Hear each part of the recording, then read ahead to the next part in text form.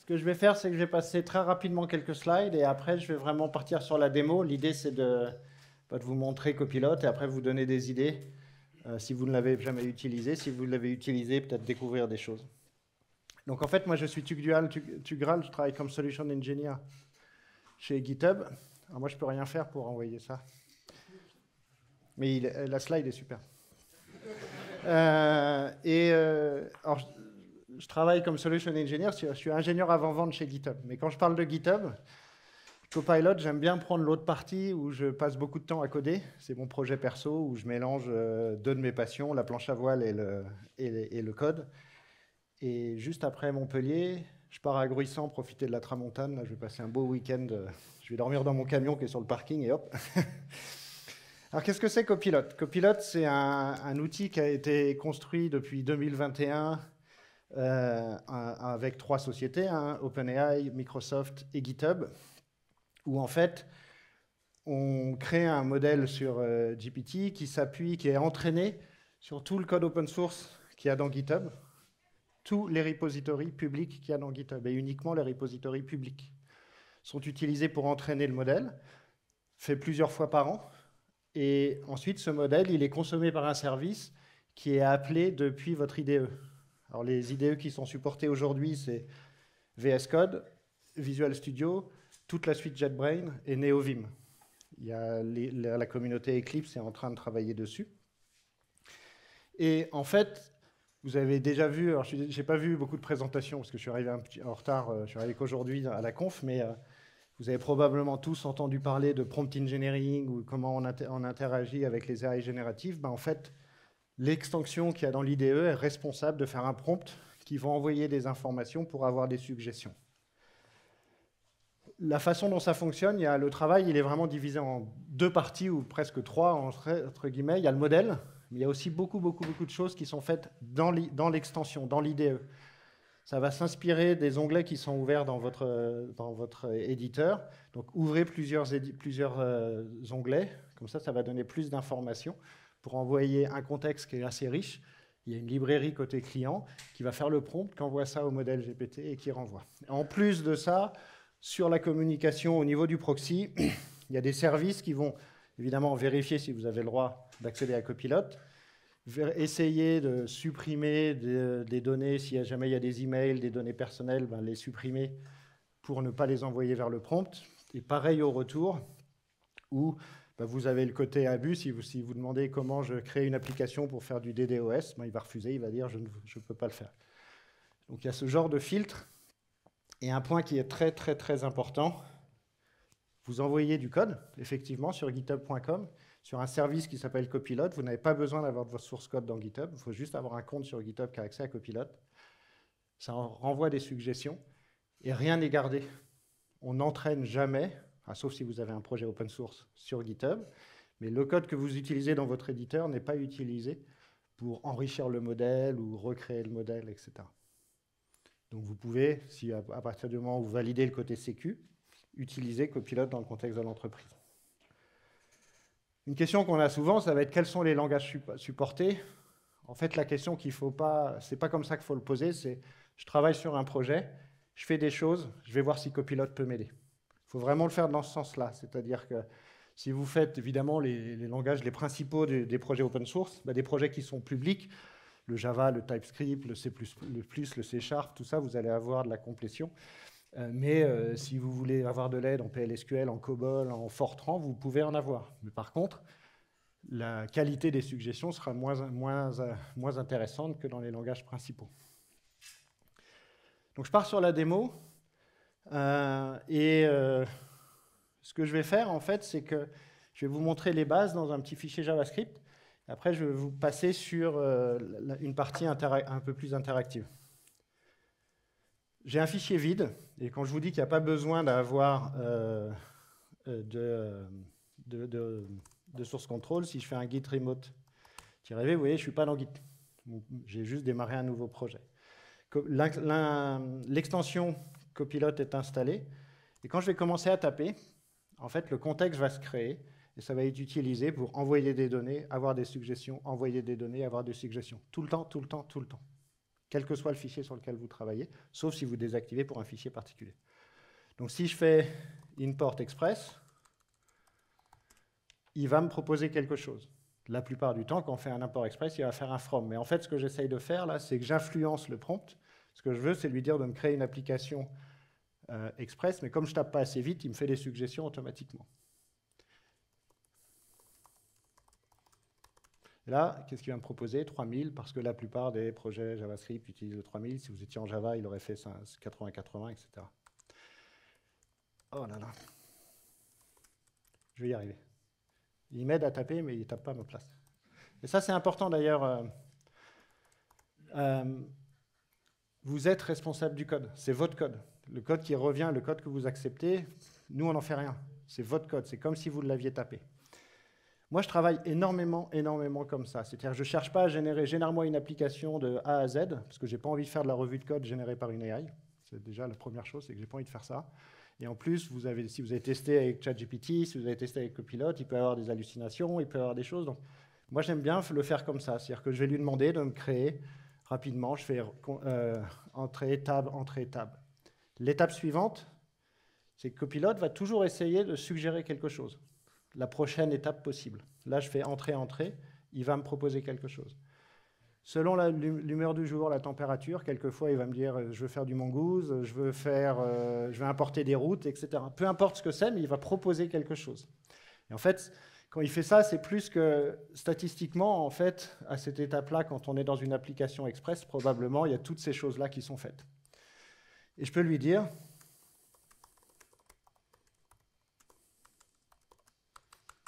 je vais laisser comme ça.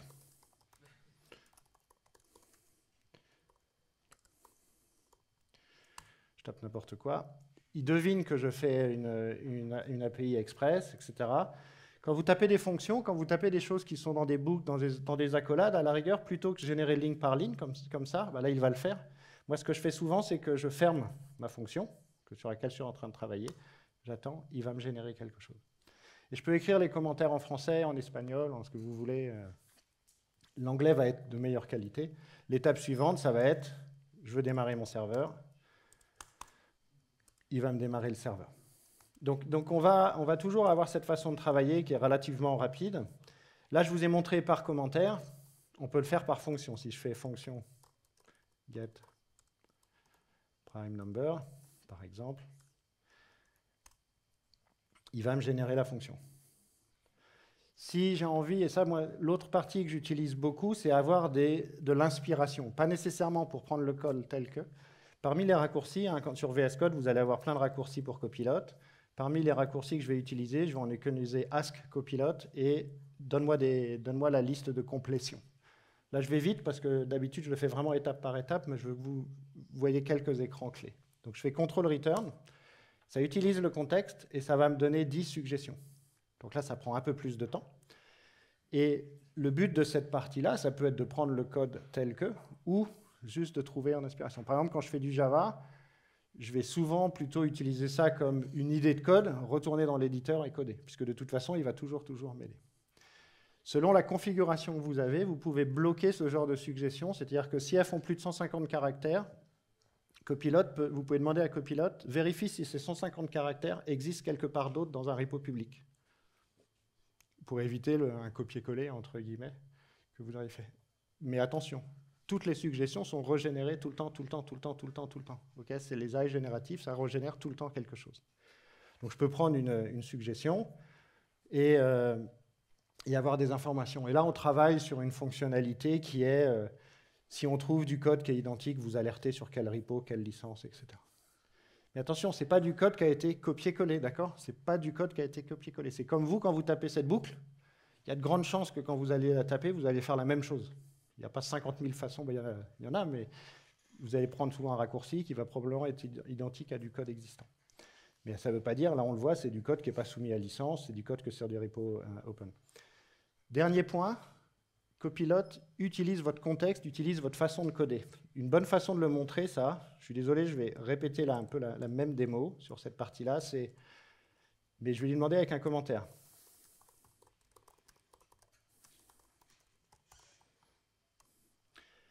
Qu'est-ce qu'il fait là? Il utilise la notation JavaScript avec le mot-clé fonction getPrimeNumber. Pour plein de raisons, vous avez choisi d'utiliser les fonctions anonymes avec des lambdas pour définir vos fonctions. Vous avez un linter qui vérifie qu'à chaque fois, c'est bien comme ça que vous les aviez déclarés. Donc je fais une addition, je fais une soustraction. Alors moi, quand ça ne va pas assez vite, je commence à coder pour le pousser un peu plus. Et vous voyez, là, j'ai fait deux fonctions qui sont des notations à base de lambda. Si je tape ici, maintenant, il va me coder de la même façon. Donc en fait, ce n'est pas qu'il apprend de votre façon de coder, mais le contexte dans lequel il va travailler va s'inspirer de votre façon de coder, ce qu'il y a autour. Donc en plus, vous gardez les linters, etc. Donc globalement, votre code va continuer d'avoir exactement la même qualité, au moins sur le formatage, etc. Par contre, plus votre code est sale, d'accord? En parlant de code sale, je pars sur... alors je vais montrer que dans VS Code pour une question de temps. Je vais vous montrer, quand je vous dis quand le code est sale, il va générer du sale. Là, j'ai mon API, c'est une API sur Spring Boot, c'est Pet Clinic. J'ai fait une extension où volontairement, j'ai mis, pas très propre, une URL, un appel à JDBC par JDBC template en faisant de l'injection SQL.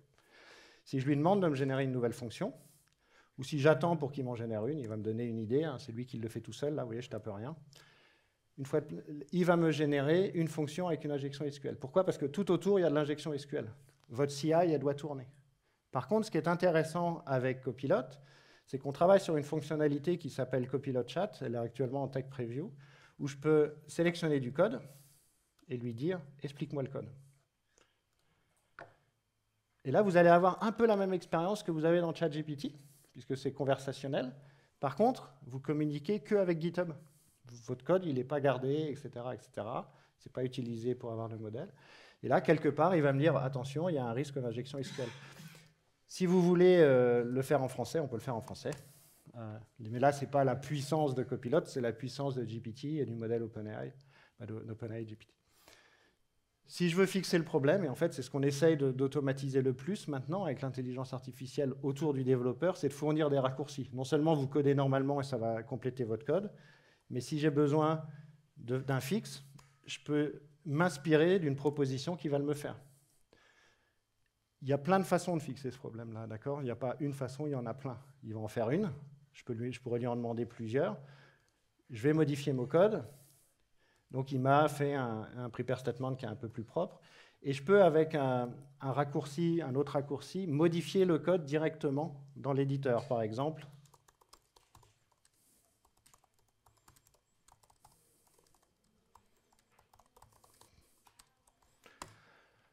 Donc, je lui demande de rajouter un try catch, de faire... Bon, je lui demande ce qui est écrit là, hein, je ne lui demande pas 50 000 trucs. Ce qui est intéressant ici, c'est que vous allez pouvoir itérer sur ce code-là, vous allez pouvoir l'améliorer, choisir ou pas de le prendre. Et une fois que vous l'avez accepté, je vais faire la même démarche que j'ai fait à l'instant, c'est-à-dire que je vais attendre, je vais aller en dessous, et il va me proposer une fonction. Je vais dézoomer, je fais comme tout à l'heure, je fais ça, il va me générer une fonction. Donc déjà, il me propose la doc, d'accord? Il m'implémente, il fait la même, donc c'est un peu... Alors ce que je vais faire, c'est que je vais le faire différemment. Je vais tricher pour l'influencer un peu. Je lui demande de faire une fonction qui va m'insérer. Et vous voyez, c'est important de voir que OpenAI, GPT, ChatGPT, GitHub Copilot ne comprend pas le sens de ce que vous faites. Au sens, il n'y a pas l'intelligence. Ce que j'appelle, alors c'est peut-être pas le bon terme, je ne suis pas un spécialiste de l'AI, je suis un consommateur d'un service. Mais typiquement ici, s'il travaillait bien, il aurait dû me proposer un post ou un put pour l'API REST, pas un get. Donc vous êtes toujours responsable de cette partie-là. Par contre, vous voyez la différence par rapport à ce qu'il m'a généré tout à l'heure. Il m'a écrit un SQL qui est plus propre, il m'a proposé des commentaires comme je les ai écrits, il m'a fait le try catch. Donc, quand vous allez travailler avec l'intelligence artificielle, Copilot, plus vous allez améliorer votre code, plus il va vous aider à garder cette amélioration. Et avec la petite proposition que j'ai faite tout à l'heure, ben, il m'a aidé à fixer le problème. Si je vais ici et que je lui demande de m'écrire un test, il va faire pareil. Donc je peux générer des tests à partir de ça. Il va utiliser les frameworks les plus couramment utilisés par rapport au contexte qu'il a. Si vous avez déjà des tests, allez plutôt rajouter le test dans la partie test de votre système. Et si vous arrivez sur une application où vous comprenez pas bien le code, vous avez fait explain et vous n'êtes pas habitué à faire du Java, vous êtes plutôt habitué à faire du JavaScript, à faire du C#, de ce que vous voulez d'ailleurs. Alors je vais faire un clear et je vais lui dire using selected code. On peut le convertir dans un langage que vous voulez. Alors pourquoi je mets C#? C'est que moi je viens du monde Java, mais hier j'étais à une conférence qui s'appelle .NET. Alors j'ai fait la démo en Java dans une conférence .NET, c'était le pari du jour. Alors, je me suis posé 2-3 questions et j'ai regardé justement comment, pour vous montrer, donc il a converti, en tout cas il me fait une proposition de code. Et comme les développeurs .NET sont peut-être plus propres que moi en tant que développeur Java, plutôt qu'utiliser une chaîne de caractères, on va vouloir utiliser un ORM un peu plus propre. Donc je peux lui demander, par exemple. J'ai découvert qu'il y avait un N Hibernate. Donc on peut réécrire la requête et comme ça découvrir quelques trucs. Alors la démo que je fais quand j'ai du temps, en fait, c'est ça. Mais je ne sais pas si elle va passer parce que j'ai l'impression que le modèle a évolué. Voilà. Top. Et c'est là où on dit, si votre entreprise fait ça... Par contre, je n'ai pas validé si le COBOL était bon.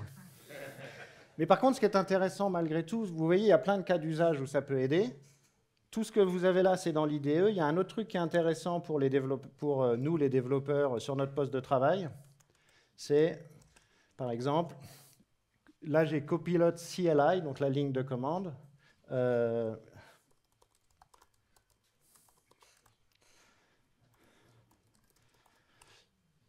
Il va m'aider à écrire la commande.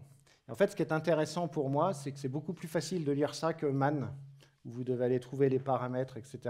Et si je lui dis, je veux modifier en disant put it in France. Donc en fait, je vais pareil interagir avec la ligne de commande. Donc vous pouvez tester ça avec toutes les lignes de commande que vous voulez, voir ce que ça va vous proposer. Donc l'idée en fait autour de Copilot, d'une façon globale, c'est principalement dans l'IDE aujourd'hui. On est en train de rajouter le chat. Donc ça maintenant, si vous êtes... Qui utilise Copilot? Vous avez tous rejoint le chat. Rejoignez le chat, il ne va pas tarder à être disponible à tout le monde. Là. Actuellement, c'est au compte-gouttes. La CLI, vous devriez avoir accès à ça. Et en fait, ce qui est intéressant, vous allez juste sur un site qui s'appelle GitHub Next, githubnext.com, en fait, qui est l'endroit où la R&D publie ses idées. Et d'ailleurs, c'est là où c'est intéressant. Il y a 2 ans, presque jour pour jour, c'est là que Copilot avait été annoncé, en fait. Et depuis, il y a plein de choses qui ont été faites. Dans le monde de Copilot, il y a eu Copilot CLI, Copilot Voice. Alors, il faut avoir un accent anglais meilleur que le mien. Et il y a Copilot for Pull Request. Je vais juste montrer ça. Alors, ce que je montre là, faudra que le source code soit dans GitHub. D'accord? Ce que je vous ai montré jusqu'ici, il n'y a pas de dépendance sur GitHub à part avoir un compte. Si je vais sur une pull request ici, celle où j'ai ma faille de sécu, là,